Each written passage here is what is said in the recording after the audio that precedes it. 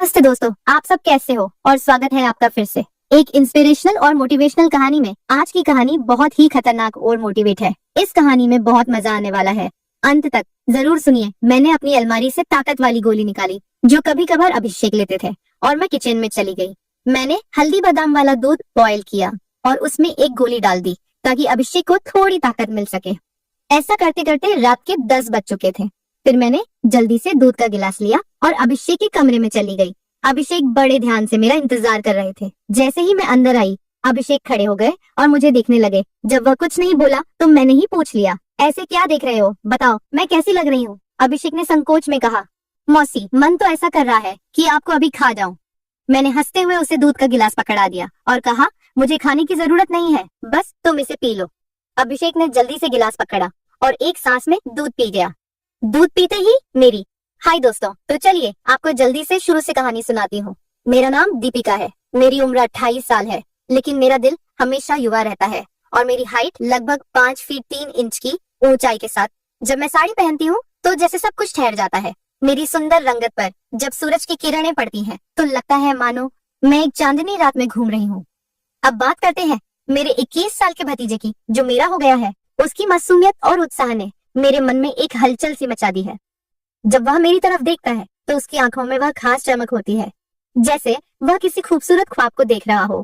कभी वह मुझसे कहता है, मौसी आज आप सच में बहुत सुंदर लग रही हैं। इसलिए मेरे पति कभी कभी दिन में ही मेरा पूजन कर देते हैं। हम शहर में रहते हैं क्योंकि मेरे पति सरकारी नौकरी करते हैं। मेरी 1 साल की एक बेटी भी है, इसलिए दूध की थैलियां भी बड़ी है। मैं अपने पति का आशीर्वाद समझकर रोज लेती थी। भले ही हमारी शादी को 9 साल हो चुके थे, लेकिन मेरे पति अभी तक मुझे अच्छा प्यार करते थे। वैसे आमतौर पर उसका रंग काला ही होता है, लेकिन मैं बहुत साफ सफाई रखती थी और कभी कभार मेकअप भी कर लिया करती थी।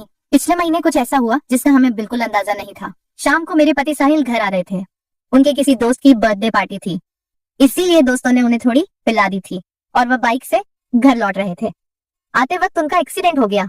इस हादसे में उनके एक पैर में फ्रैक्चर हो गया और डॉक्टर ने कहा कि सही होने में कम से कम 6 से 9 महीने लगेंगे। यह सुनकर मेरा मन टूट गया। साहिल का दर्द भले ही शारीरिक था, लेकिन मेरे मन में एक गहरी चिंता का सागर उमड़ आया। जब मैंने उन्हें अस्पताल में देखा, उनकी आंखों में दर्द का साया था। मैंने तुरंत उनके पास जाकर उनका हाथ थाम लिया। इसी वजह से मेरी दीदी और मेरा भतीजा अभिषेक उन्हें संभालने के लिए आए थे। मेरे जीजा जी और दीदी तो वापस चले गए, लेकिन अभिषेक ने साहिल को यहाँ रुकने के लिए कह दिया क्योंकि वह ठीक से खड़े भी नहीं हो पा रहे थे। मुझे ही बाजार से सामान लाने और बाहर के काम करने पड़ते थे, इसीलिए मैंने अपनी बहन को कहकर अभिषेक को कुछ दिन रुकने के लिए बोल दिया। अभिषेक मान गया और बहुत खुश हो गया। अभिषेक मेरे कान तक ही आता था, शरीर भी ठीक ठाक था और रंग भी सामान्य था। अभिषेक ज्यादा बिगड़े किस्म का लड़का नहीं लग रहा था और मैं भी खुश थी कि कोई तो आया जो मेरी मदद कर सके। आज अभिषेक मुझसे थोड़ा थोड़ा शर्मा रहा था क्योंकि वह शादी के बाद मुझसे पहली बार मिला था। रात को जब मैं साहिल को खाना खिला रही थी तब अभिषेक भी हमारे पास बैठा था। फिर अभिषेक अपने कमरे में जाकर समय पर सो गया था। साहिल के चेहरे पर थोड़ी राहत थी, लेकिन वह अभी भी दर्द में था। तभी मेरी अंदर की भावनाएं बाहर निकल पड़ी। मैंने साहिल के पास बैठकर कहा, वह भी क्या दिन थे जब आप रोजाना भूत मारा करते थे। साहिल ये सुनकर मुस्कुराने लगे। क्या हो गया मेरी रानी, आज तो पूरी मजे में लग रही हो। मैंने कहा, नहीं जी, आपको तो मजाक लग रहा है और इधर मेरी बुरी हालत हो रखा है। सच बताओ तो इस भूत ने मेरा बुरा हाल कर दिया है। मेरे पति बोले, मैं तुम्हारा दर्द समझता हूँ दीपिका, मेरा भी बहुत मन करता है, लेकिन क्या करूं, मैं तो ठीक से खड़ा भी नहीं हो सकता। बस थोड़े दिन और निकाल दो, फिर देखना मैं इस भूत का क्या हाल करता हूँ। तभी मैंने कहा, थोड़े दिन नहीं, पूरे 6 महीने बाकी है प्लास्टर उतरने में, और मेरा तो 1 महीने में ही यह हाल हो गया। पता नहीं आगे के दिन कैसे कटेंगे। मेरे पति मेरी उदासी दूर करने के लिए बोले, चलो वो नहीं तो कम से दूध ही पिला दो, डॉक्टर ने भी कहा है। तभी मैंने हंसते हुए कहा, आपके नसीब में तो वह भी नहीं है क्योंकि आपकी बिटिया रानी ने पी लिया है। हम दोनों जोर जोर से हंसने लगे। मेरे पति मुझे खुश रखने की पूरी कोशिश करते थे, लेकिन मैं क्या करूं, सब बेकार था। थोड़ी देर बाद साहिल सो गए क्योंकि उनकी दवाइयों में नींद की गोलियां भी थी, लेकिन मुझे नींद कहाँ आ रही थी। इसीलिए मैं खड़ी होकर अभिषेक को देखने चली गई कि वह सोया है या नहीं, लेकिन अभिषेक अभी तक जाग रहा था और मोबाइल देख रहा था। मैंने उसके कमरे में जाकर कहा, क्या हुआ अभिषेक, 11 बज चुके हैं और तुम अभी तक नहीं सोए, लगता है तुम्हारे मन नहीं लग रहा है। अभिषेक उठकर बैठ गया और बोला, नहीं मौसी ऐसी बात नहीं है, बस यूं ही फोन देखते देखते लेट हो गया। फिर अभिषेक ने पूछा, मौसी आप भी तो नहीं सोई। मैंने कहा, मुझे तो आजकल नींद ही नहीं आती। अभिषेक ने पूछा, क्यों, क्या बात हो गई? मैंने हंसते हुए कहा, नहीं नहीं, वह मैं तुम्हें नहीं बता सकती। जब तुम्हारी शादी होगी तो तुम्हें खुद ही पता चल जाएगा।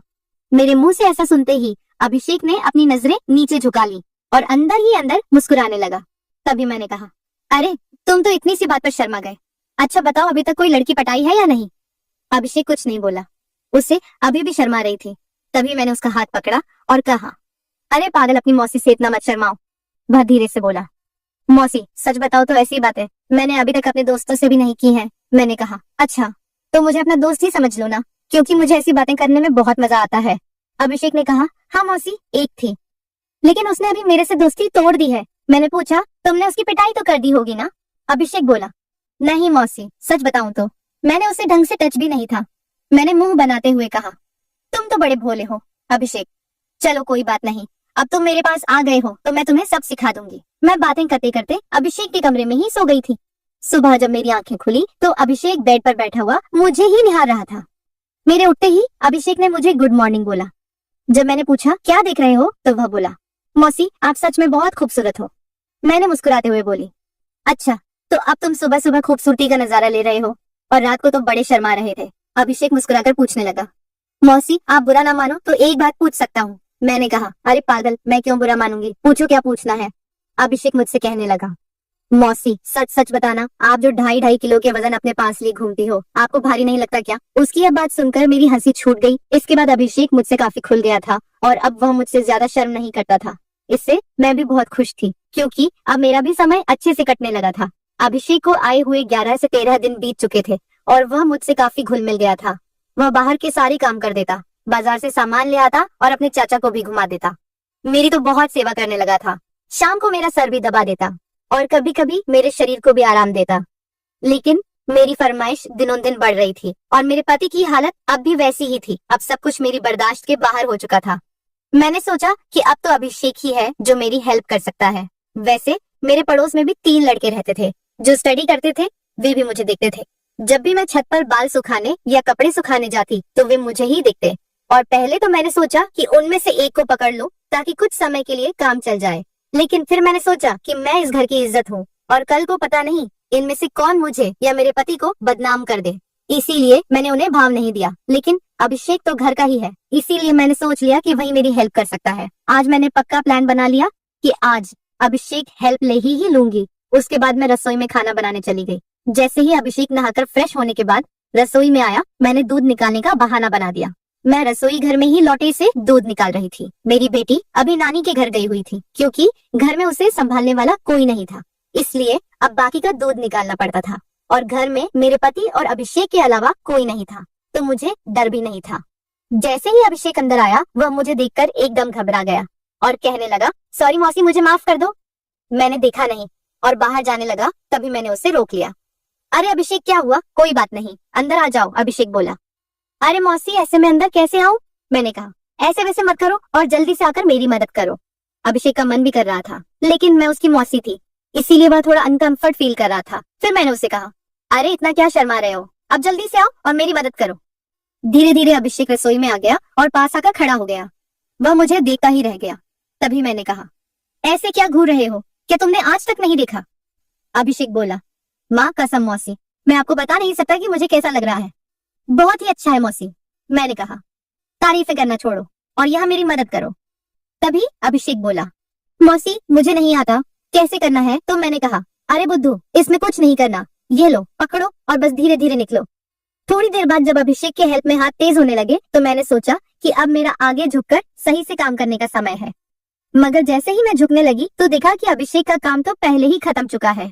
उसे देखकर मेरा मन बहुत उदास हुआ, लेकिन फिर भी मेरी हंसी निकल ही पड़ी। मैंने नाराजगी से अभिषेक को मारते हुए कहा, यह क्या किया पागल, तुमने तो शुरू होने से पहले ही खत्म कर दिया। इसके बाद जैसे ही अभिषेक का नशा उतरा, उसने हड़बड़ा हुए कहा, सॉरी मौसी, सॉरी, वो मैंने ऐसा काम पहले कभी नहीं किया, इसलिए मुझसे ऐसा हो गया। मैं अभी जाकर साफ करके आता हूँ। और उसने मेरी एक भी बात नहीं सुनी और तुरंत रसोई में से चला गया। मैंने भी उसे ज्यादा रोकने की कोशिश नहीं की, क्योंकि मैं समझ चुकी थी कि यह उसके लिए इतना आसान नहीं होगा। इस चक्कर में आज खाना भी लेट हो गया था, इसलिए मैंने जल्दी से खाना तैयार किया और साहिल को कमरे में देने के लिए चली गई। साहिल भी बैठे बैठे खाने का इंतजार कर रहे थे। साहिल बिल्कुल सीधे साधे और सरल स्वभाव वाले आदमी है, वह मेरी बहुत चिंता करते हैं। जब मैं उनके लिए खाना लेकर गई तो पूरा पसीने से भीगी हुई थी। मुझे देखकर वह बोले, इतनी जल्दबाजी क्यों करती हो? दीपिका, धीरे धीरे काम कर लिया करो ना। देखो तुमने अपना क्या हाल बना लिया है। तब मैंने उन्हें छेड़ते हुए कहा, यह तो कुछ भी नहीं है। जब तुम काम करते हो तो मेरा इससे भी बुरा हाल हो जाता है, और तब तो मैं तुम्हें रुकने के लिए भी कहती हूँ, लेकिन तुम तो नो कहकर काम की स्पीडी को दुगना कर देते हो। मेरे मुंह से ऐसा सुनकर मेरे पति मुस्कुराने लगे। तुम भी ना दीपिका, कहाँ की बात कहाँ ले जाती हो। इसके बाद साहिल ने खाना खा लिया और मैंने उन्हें दवाई भी दे दी। दवाई लेने के बाद उन्हें नींद आ गई और वह आराम करने लगे। मैं भी काफी थक चुकी थी, इसलिए मैं नहा धोकर फ्रेश हो गई। इसके बाद मैं अभिषेक के कमरे में उससे देखने के लिए तो वह भी सो चुका था। फिर मैं भी आकर आराम करने लगी। शाम को जब मैं अभिषेक को चाय देने गई तो वह बैठा फोन चला रहा था। मुझे देखकर उसके चेहरे पर मुस्कान आ गई। मैं भी उसे देखकर हंसने लगी और मैंने उससे पूछ लिया, क्या बात है? अभिषेक, आज तो तुम काफी ढीले ढाले से लग रहे हो। अभिषेक बोला, मौसी, वह मैंने पहली बार काम ऐसा अनुभव लिया था। प्लीज आप बुरा मत मानना, मैं सच बता रहा हूँ, बिल्कुल मेरे से काम नहीं कर पाया। तभी मैंने उससे रोकते हुए कहा, अरे बेवकूफ, मैं कब बुरा मानने लगी? वैसे सच बताऊं तो मुझे भी अच्छा लग रहा था। इसके बाद मैंने अभिषेक को चाय पकड़ा दी और उसके साथ बैठकर पीने लगी। हम दोनों बातें करने लगे। आज अभिषेक के मुंह से मेरे लिए तो फूल ही झड़ रहे थे। वह बस मेरी तारीफें ही करता जा रहा था। मौसी, आप बहुत अच्छी हो। मैं तो सोच रही हूँ कि सारी उम्र आपके ही घर रहूं। इन 13 दिनों में मुझे स्वर्ग जैसा महसूस होने लगा है, और ऊपर से आपकी खूबसूरती। मैंने मुस्कुराते हुए कहा, आज तो तुम्हारे मुंह से सिर्फ तारीफें ही निकल रही हैं, लगता है। अभिषेक मेरा हाथ पकड़कर बोला, आप सही कह रही हैं मौसी, अब आपको भी मेरे काम में मेरी मदद करनी होगी। अब तो आपको मेरी बात माननी ही होगी। प्लीज मौसी, मना मत करना, बस एक बार के लिए मेरी काम वाली बन जाओ। इसके बाद आप जो भी कहेंगी मैं करूंगा। जब अभिषेक सब कह रहा था तो उसका चेहरा लाल टमाटर जैसा हो गया था और मेरी मुस्कुराहट फूट पड़ी थी। मैंने उसके सर पर हाथ फिरते हुए कहा, अरे पगले, इतना सीरियस क्यों हो रहे हो? बताओ, मैंने तुम्हें कभी किसी चीज के लिए मना किया है? वैसे भी अब तुम्हारे चाचा तो वैसा भी मेरे काम में मेरी मदद नहीं कर पाते हैं, और तुम इतना शर्माओ मत। अगर इतना शर्माओगे तो कैसे चलेगा? अब से तुम मुझे अपनी मौसी नहीं बल्कि काम वाली ही समझना। अभिषेक बोला, मौसी एक बात और है, मेरा तो काम करते ही निकल जाता। मैं बहुत काम करता हूँ। मैंने उसे कहा, इसकी चिंता मत करो, इसका इंतजाम मैं कर दूंगी, तुम बस काम के लिए तैयार रहना।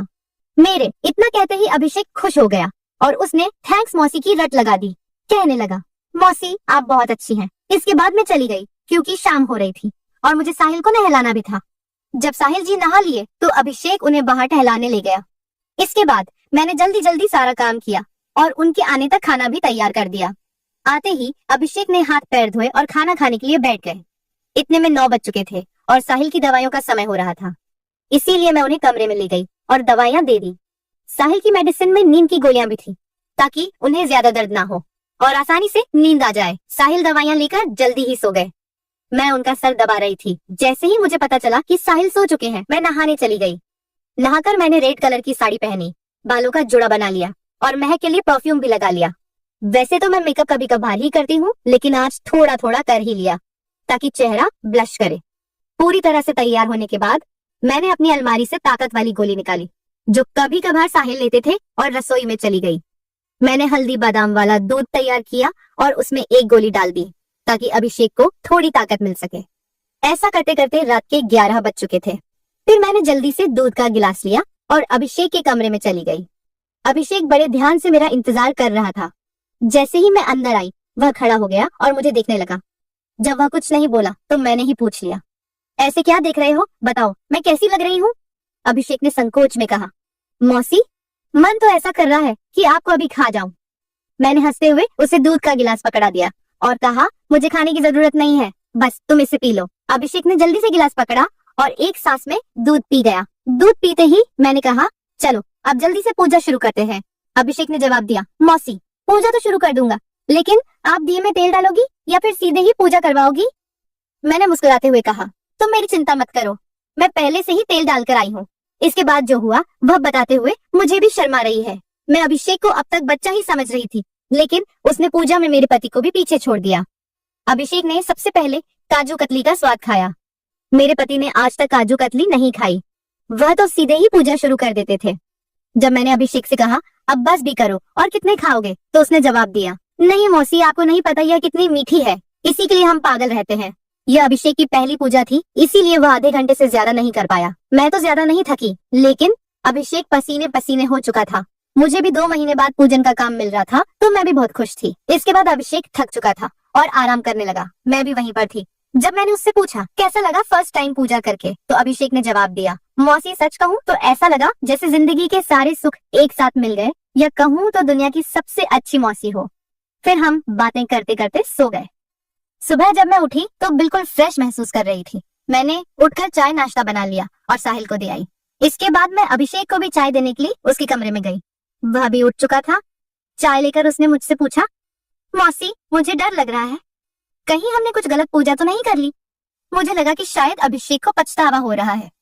मैंने उसे समझाते हुए कहा, अभिषेक तुम ऐसा बिल्कुल मत सोचो। सच कहूँ तो यह मेरी मजबूरी थी, क्योंकि तुम्हारे चाचा 7-8 महीने तक ठीक नहीं हो सकते और मुझसे इतना इंतजार शायद ही हो पाता। लेकिन तुमने मेरी बहुत मदद की है। पूजा करने में प्लीज तुम इतनी टेंशन मत लो, और हाँ, इसके बारे में किसी से भी मत कहना। अभिषेक ने सर हिला दिया और बोला, मौसी अगर यह मेरी मजबूरी बन गई तो मैंने कहा आ जाना फिर अपनी मौसी के पास, मैंने कब तुम्हें मना किया है। इतना कहकर मैं मुस्कुराने लगी और अभिषेक फिर से मेरी तारीफ करने लगा। मौसी आपकी जितनी तारीफ की जाए उतनी कम है। पता नहीं मैंने पिछले जन्म में कौन से पुण्य किए थे जो मुझे आप जैसी मौसी मिली। इसके बाद मेरे और अभिषेक के बीच पक्की वाली दोस्ती हो गई थी।